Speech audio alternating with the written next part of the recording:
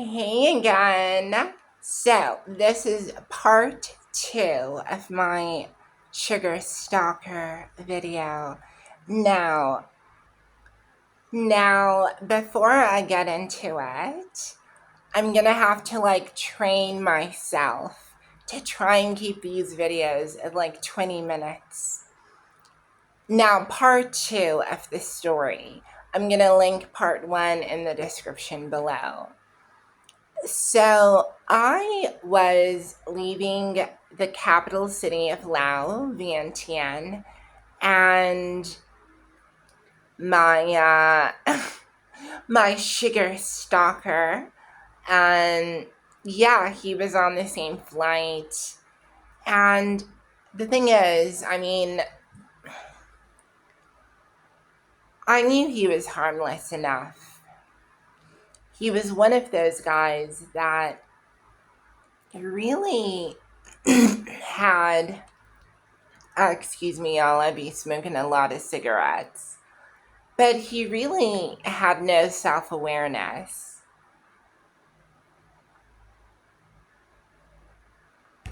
And I think he primarily viewed a lot of trans relationships as something that's rather, transactional for his benefit. And that's why he never really took the time to be upfront about who he was, what his intentions were. I think he sort of assumed that by being in the vicinity of a black transgender top, that we were automatically going to have, sex. All he had to do was throw some perfume my way, and it was a done deal. And it wasn't like that, it really wasn't like that. It was like the more he spoke about himself, the more he really disqualified himself in my eyes. And look, I'm sure he's wonderful for someone else, but there was just a misalignment of energies. Now, the day that we leave, obviously he's leaving the same time as me. He actually, so funny. We get to the receptionist. He's like, you can order a cab and I'll pay for it. And I'm like, cool. He takes care of my mini bar, and I'm like, cool. And at the airport, there was a problem because my passport, for whatever reason, it had rained a lot in Laos. And because of this, pages of my passport ended up, you know, getting damaged. But these were all of my passport stamps, and most of my pages were fine. And it was still, visible. But when you're traveling in Asia and you're black and you're female or you're trans and you're alone, that's really when you can find the most victimization. I knew that having Stuart next to me whilst I dealt with that would be the best course of action. I let him just talk and defend me while I stood there in my femininity. He was adamant that I was going to get on the plane, and the thing is, how life works is a lot of us are caught in our own privileges. Stuart, being a man in his 60s, Stuart was, or rather is a man in his 60s, who really benefited from his generation. He benefited from being a baby boomer. He benefited from having a British passport. He benefited from the fact that he is heteronormative, biological, blonde, blue-eyed man over 6 foot tall with the bank account that makes other men cower. And I I know that, as a single transgender woman traveling in Asia, I often get victimized. The same thing happened in Malaysia, but I had my white boyfriend, my white ex-boyfriend, right next to me, to sort of be like, no, if she doesn't get on the plane, I don't get on the plane. And the same thing was happening again, only in a slightly different context. And I knew that these people working at the airport were afraid of Stuart. They weren't afraid of me. They wanted to play me. So I just stood in my silence and I let him do the talking. Then I got on the plane like everybody else.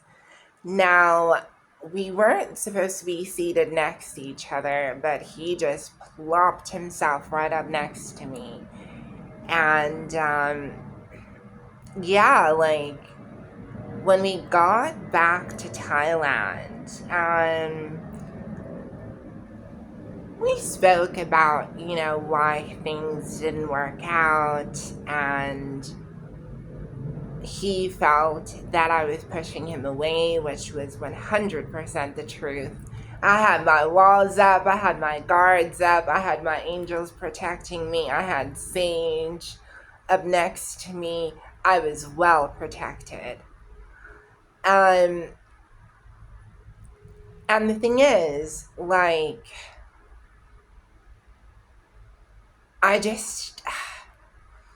it didn't matter how much he was willing to splash on me. In fact, I thought it was funny, like him going and buying all these bottles of wine and not being able to finish it. I thought it was funny to watch him jump over hoops for something that, life and nature gives you quite naturally, which is love and intimacy. Now, I'll be real, a lot of these guys, a lot of chasers, a lot of like men that aspire to be sugar daddies, it's not love that they're after, but rather a personal like courtesan, a cheerleader, a therapist, a person who will sacrifice their body for them, sacrifice their essence for them at their convenience so that they can unload on this person at will and at free range.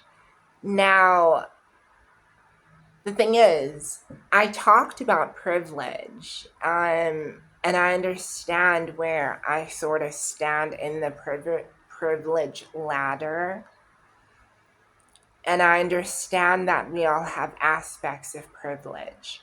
It would have not served me well to scream in his face and to throw the wine in his face, and to be like, oh, I'm a strong, independent black woman, I don't need you, F off.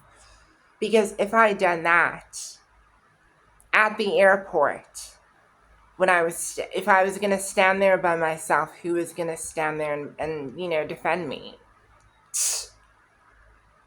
Wasn't no one else going to defend a black solo female, presenting tourist? Come on. And I needed to get out the country. So we spoke on the flight, and he realized, that he had acted like a jerk, and he sort of realized that I was Like, my revenge was just teasing him. That was my revenge. Like, just, um, chilling by the pool, letting him tell on himself. And yeah, by the end of it, now I was going through a difficult time. And you wouldn't believe it, but at the end of all of that, tell me why he pulls money out of his wallet and hands it to me. Now, I'm not going to disclose how much it was, but I understand why girls are escorts. I mean, that kind of money, often you'd have to work a month or have multiple clients doing things you're not comfortable with. And sometimes all these men need is someone who's going to listen to them rant. A lot of them are so into their own egos and into their own perception of themselves that they have reduced trans women to these gold digging, alcoholic, drug induced, promiscuous individuals that will do anything for a quick buck or a quick suck. And often, when you're trans, and you get to a point where you reach the female threshold, meaning about 70% of the time you pass, and you look,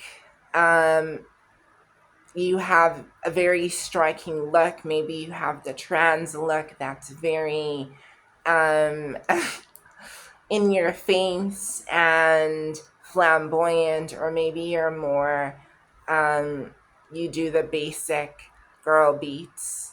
It doesn't depend how you do your style, but we all get to this point where we step into the feminine realm, where there is confusion about who and what we are. And the only way people can sort of conceptualize that in their minds is by assuming that we are what they see in porn. Now, a lot of trans women do share the same trauma of sexual misconduct, of other types of assault, of transphobia. And if you happen to be a trans woman of color, the likelihood is that you're going to experience an added layer of discrimination, in the form of, it could be racism, it could be colorism, it could be Islamophobia, it could be an array of things, it could be anti-Semitism. So it's very easy for the men that want to, sleep with us, just to box us in as, these fast little hoes.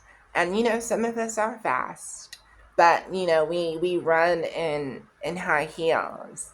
And one thing I was not going to do is run after somebody that I didn't need, someone who had no interest in me whatsoever.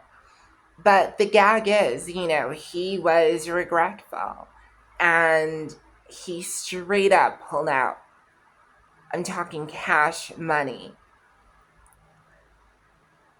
And if you couple that with him covering, the mini bar, covering the dates, covering the meals, covering the gift that I didn't even ask him to buy, that just seems like a lot. I would have just gotten an OnlyFans and or gone downtown, or a massage parlor, you know what I mean? Or maybe, shoot, I don't know, if I was looking for something brown, Colombia? Colombia, maybe? I don't know.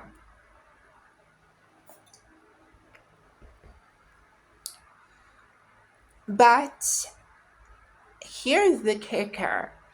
What was or seemed to be a lot of money to me at the time, for him was nothing. It's like the cost of eggs. And if you understand how capitalism works and how the economy sometimes works against us, you will understand that people, or men especially in high positions, that earn a certain amount of money in countries like South Africa, Colombia, Thailand, Laos, that money's like monopoly money for them. And I'm smart enough to know this, and I'm not about to degrade myself. Yet again, I mean, it was degrading enough that I had to sit through his rhetoric. But it was just interesting dealing with him. And at the end of it, you know, even though it never turned into sort of a sugar baby, sugar daddy situation, I definitely was appreciative to have him there. Not as a friend, because this is not a person I would consider a friend. Not as a lover or as a friend with benefit or as a situationship. Not even as like a sugar daddy or whatever. Hold on, I think my package is here. Oh. Alright, I'm gonna end the video off. But as I end the video off, what I want you to know is that I realize that at the end of the day, the relationship was mutually, you know, kobanka. Sorry, y'all. I just had to quickly get some deliveries. All right, back to the video.